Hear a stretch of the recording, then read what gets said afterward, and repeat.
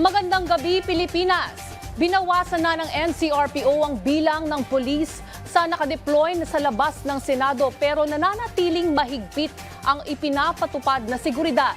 Yan ang ulat ni Elijah Canlas.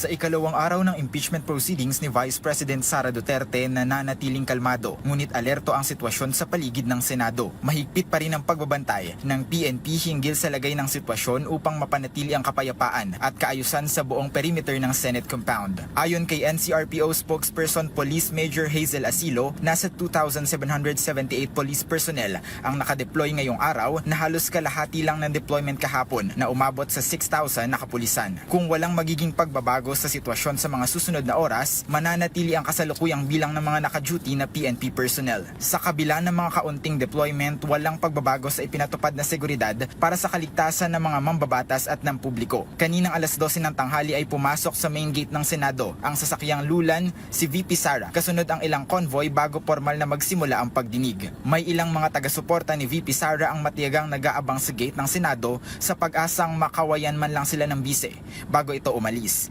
matapos ang nakatakdang pakipagpulong sa kanyang defense team. Sa kabila ng presensya ng mga iilang rallyista at mga pulis, nananatiling passable at walang nararanasang matinding pagbuhos ng trapiko sa kahabaan ng Diokno Boulevard. Elijah Canlas para sa Bayan.